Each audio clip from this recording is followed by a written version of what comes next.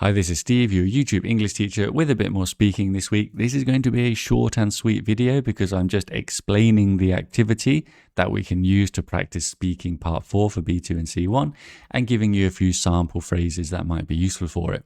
Today we are focusing on developing your answers by giving reasons for anything you say.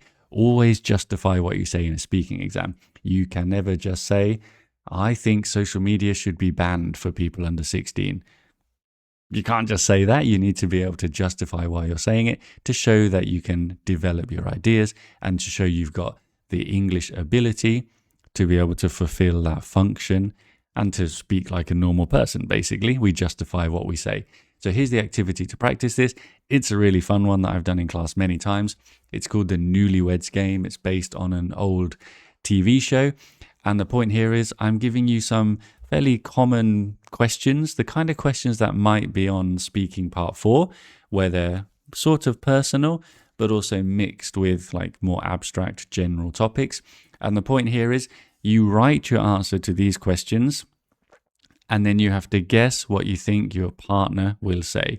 That's why it's called the Newlyweds Game, because you would originally have couples who had just been wed, who just got married, and you're seeing how well they know each other. But you can do this with anyone in a speaking class, of course, in an English class, in a language class. This is why I do it, because this is the context it works in.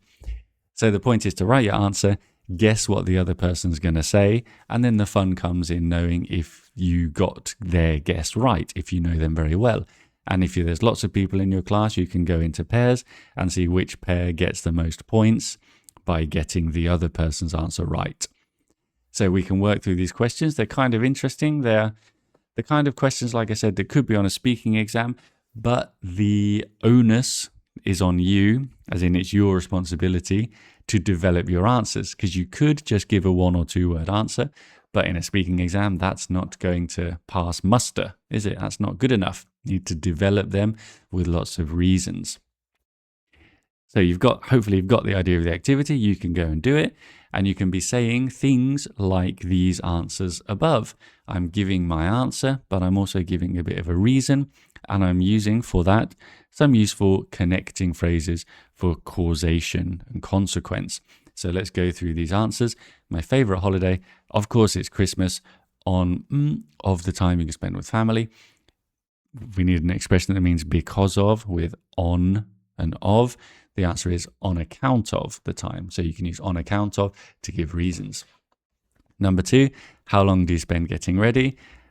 These are not my answers, by the way. I do not spend an hour getting ready. I just don't have time to do that. And I don't care enough either.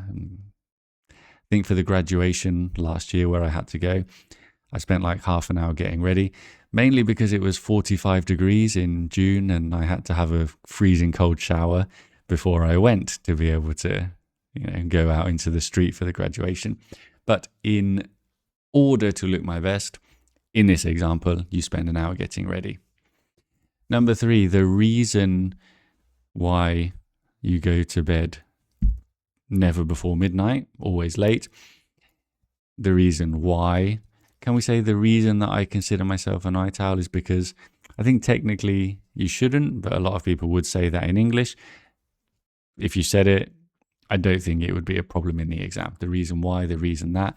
But it's a nice use of the relative pronoun. It's especially nice if you can use the reason why, because you're showing that you know the specific relative pronoun for reasons rather than just general things. Number 4, tidy bedroom. When I was a kid, this was true for me. My bedroom was very small, so for that reason, I kept it tidy. I had the cupboard bedroom in my house, and I liked being cozy and keeping everything tidy in there. The country that I'd most like to visit is not New Zealand, but for this answer, I would go there providing the weather is good, as long as the weather is good, for giving reasons, for developing answers again, giving a conditional. Give your answer, but then qualify it with, well, as long as my answer is this, as long as you're adding extra information and you're making a better answer. How many pillows? I mean, here, there's not that many options, are there? 1, 2, 3, some crazy people sleeping with 4 or 5. I sleep with 1 personally, but let's, for this answer, say I sleep with 2 pillows because of course, because of something. Because followed by a verb phrase, because of followed by a noun phrase, because of my neck pain.